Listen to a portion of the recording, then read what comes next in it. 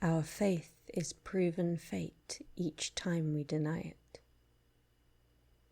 Emerging from moonlight's shadow with weapons drawn, Aphelios kills the enemies of his faith in brooding silence, speaking only through the certainty of his aim and the firing of each gun. Though fueled by a poison that renders him mute, he is guided by his sister Alun in her distant temple sanctuary, from where she pushes an arsenal of moonstone weapons into his hands. For as long as the moon shines overhead, Aphelios will never be alone. Aphelios, weapon of the faithful. The moon looms over the towering slopes of Mount Targon, distant yet impossibly close.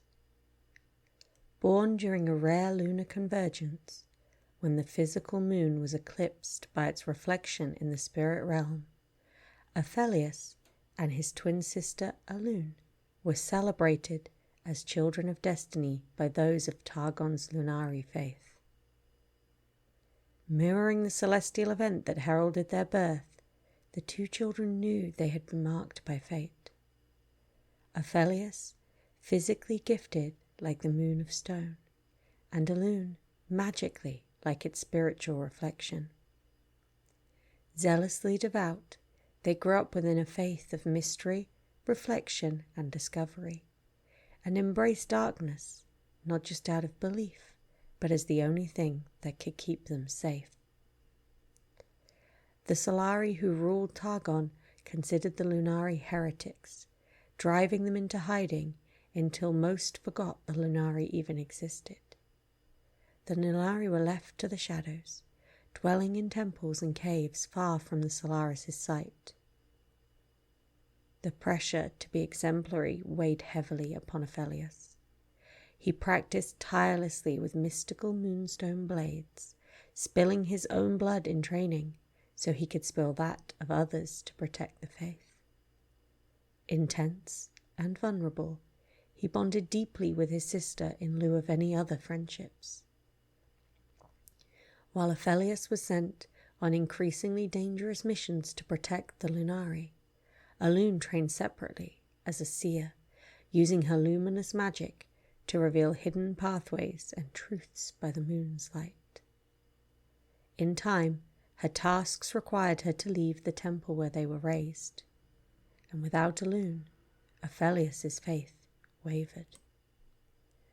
Desperate for purpose, he undertook a ceremonial journey into darkness, where Lunari were said to discover their paths, their orbits. He followed the moon's light to a pool where rare noctum flowers bloomed beneath the water's surface.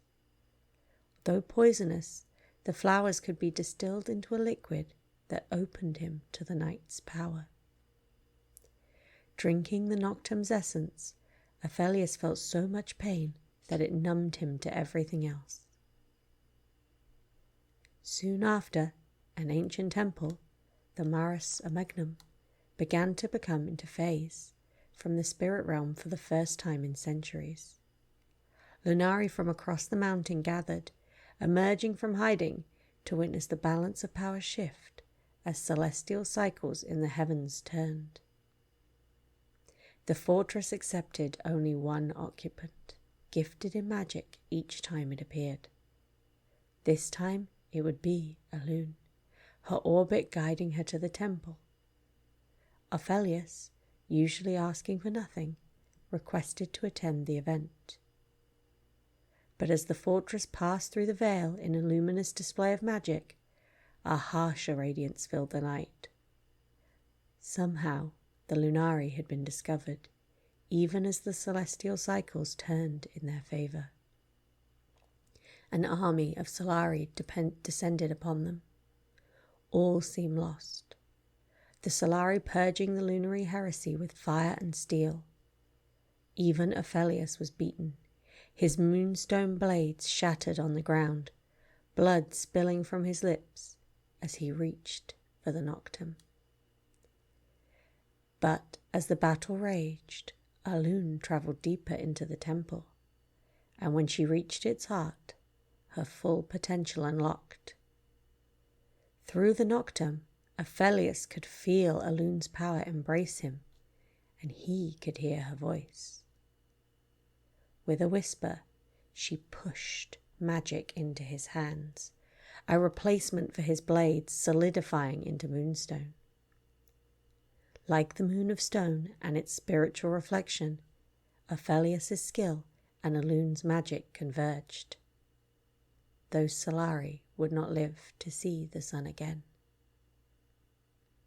As her power flared, Alun pushed the temple and herself within back into the spirit realm, where it would remain safe from the Solari. From inside, amplified by the temple's focusing power, Alun was able to project her magic anywhere, so long as it found a focus, like the poison coursing through Aphelios' veins. Only now did they understand their destiny. Aphelios would hollow himself out with pain, but would become a conduit for the moon's power.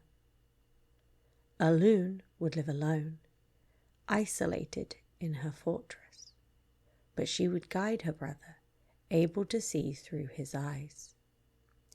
Together they would be the weapon the Lunari needed, bound by pain and sacrifice.